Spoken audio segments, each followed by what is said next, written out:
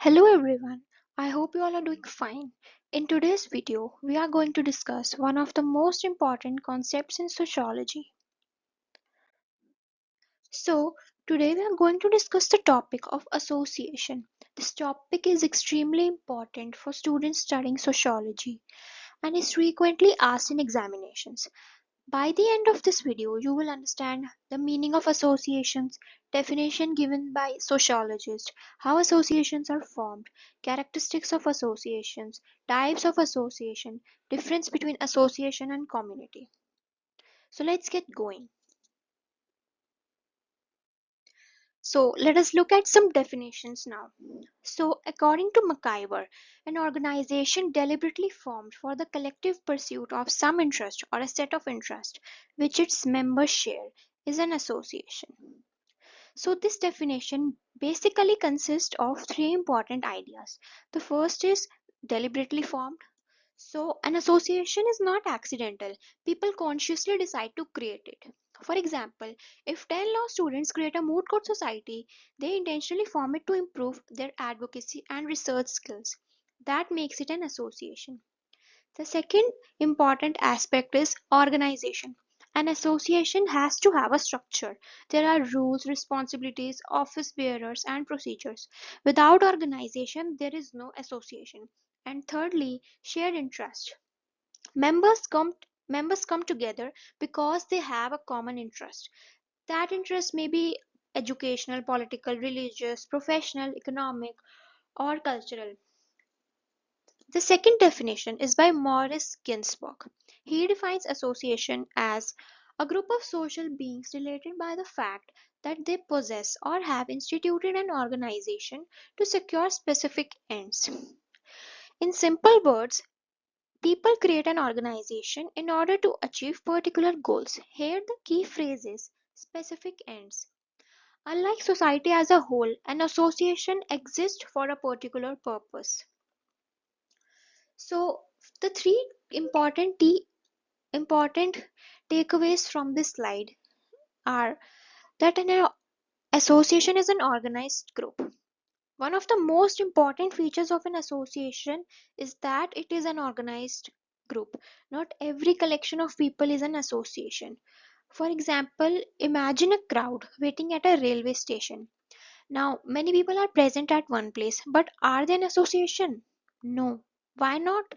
Because they do not share a common objective. They have no structure, they have no rules, and they are only temporarily gathered. Now consider a bar association. It has members, it regularly conducts elections, it has some rules, it has committees, it has office bearers. Therefore, it is an organized group and qualifies as an association. The second important aspect is shared interest. People form associations because they share some common interest. The common interest is the very foundation of every association. Let us understand through example. Teachers form teachers association because they share professional concerns. Doctors form medical association because they face similar professional issues. Similarly, students also create student unions because they share educational interest. Lawyers join bar association because they belong to the same profession. Without a common interest, there is no reason for an association to exist. Lastly, cooperative spirit. Another important feature of association is cooperation. An association is based on the spirit of mutual assistance. People work together rather than separately. So, think about a college debating society. One student organizes events, another student manages publicity, another handles registrations. So, everyone contributes in different ways. The common objective, that is organizing a good competition or an event, is achieved through cooperation. Therefore, cooperation is the heart of every association. So, the three ways men pursue their ends, which means their goals. According to sociologists, people generally achieve their goals in three ways. Understanding these methods help us understand why associations emerge. The first method, independently. In this method, a person acts entirely alone. The individual does not depend on others. For example, a student may try to learn a subject completely on their own. While this is possible, but it has certain limitations. An individual has limited knowledge, resources, and abilities. Therefore, independent action often has restricted success. The second method is through conflict. Here, individuals attempt to achieve their objectives by competing or fighting with others. For example, political group fighting through for power, businesses competing for market dominance, or rival groups struggling over resources. So, conflict sometimes may produce results, but it often creates instability and tension. A society based on conflict cannot function smoothly. And lastly, through cooperation. The third and the most effective method is cooperation. People help one another. They combine resources, skills, and efforts. Through cooperation, they can achieve goals that would be impossible individually. For example, suppose in a college, students want better library facilities. One student alone may not be able to influence the administration. However, if students create a student association and come together and collectively present their demands, they are much more likely to succeed. This is why associations are considered products of cooperation.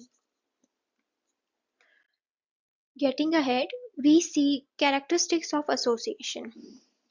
So there are major 7 characteristics of association. These characteristics are very important from an examination perspective. So the first feature of association is human group. An association is formed by human group. It is social group consisting of people. Now, animals may also live in groups, but they do not create formal association. Examples include student union, professional bodies, political parties, religious organizations. All of these are made of human beings. The second is common interest. Every association is based on common interest. Members join because they have similar goals. For example, Lawyers Association works for lawyers' interest. Sports club promotes sporting activities. The shared interest provides unity and direction to the association. The third is cooperative spirit. Members cooperate with one another. Without cooperation, the association cannot function effectively. Imagine a football club where players refuse to work together. Such a club would fail. Therefore, cooperation is essential. The fourth feature of association is organization. As I had told you earlier, an association has to have defined statuses, roles, and structure that gives it stability. So, there is usually a structure in an association consisting of president, secretary, treasurer, or members. These structures provide stability and continuity. Organization distinguishes an association from a casual gathering. The fifth feature is regulation. Association operates according to rules. Now, rules may be written or unwritten. This is not a problem. So these rules regulate membership, elections, discipline, decision making. Rules help maintain order and prevent confusion. Without regulation, an association is likely to become ineffective. The sixth important feature is association acts as an agency. Association functions through representatives. Large associations cannot operate through direct participation of every member. Therefore, officials act on behalf of other members. For example, in a bar association, the president and secretary represents all members. This representative functions enables effective operation. The seventh feature is durability. Now, now an association may be permanent like a state or a family, or temporary, say event committees. Other examples of temporary committees include election committee or festival organizing committees. These exist for a limited period, and for permanent association, it may include political parties, professional organizations like bar council or religious institutions as well. And permanent associations continue for a long period. Thus associations we can say different duration. So now we are going to study about types of association. So human beings have several different interests. So as a result, numerous types of association exist. Let us examine them one by one. The first is political associations. These associations are related to politics and governance. For example, political parties like BJP, Congress, youth political organizations like Yuva Morcha, political pressure groups. Their aim is to influence government and public policy. The second is religious associations. These associations promote religious beliefs and activities. Examples include religious missions like Ramakrishna Mission, spiritual organizations, religious reform movement. The objective is to spread religious values and serve followers. The third is student association. These associations specifically represent student interest. Example, student union, debate societies, moot court society, academic clubs. They provide a platform for student participation and leadership. The next is labor association.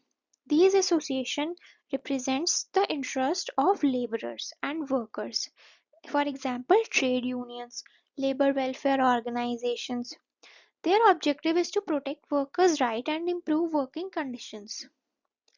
The next is professional associations.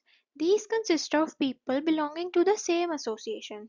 For example, medical association, bar association, teachers association. They promote standards, professional standards and welfare. The next is economic association. These focus on economic and business interest. For example, chambers of commerce, cooperative society like Amul or business associations. They support trade, industry and economic development. And lastly, we have international associations. These operate across national boundaries.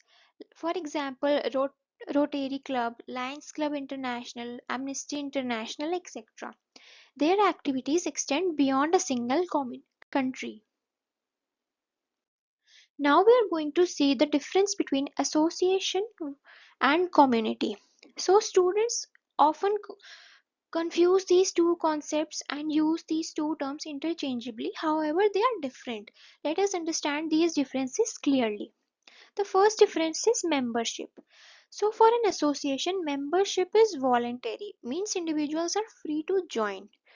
And for a community, uh, member membership is usually by birth and it is automatic. For example, a student joining a union is voluntary, but being born into a village community is not. You are born as a part of that community. You have no choice in with regards to whether you want to join it or not. The second is purpose. Association has specific defined interest or goals, and community on the other hand has general and broad interest. For example, again a debating society focuses only on debating. A community addresses many aspects of life. The third is locality. For an association, locality is not a necess- and for community, locality is essential.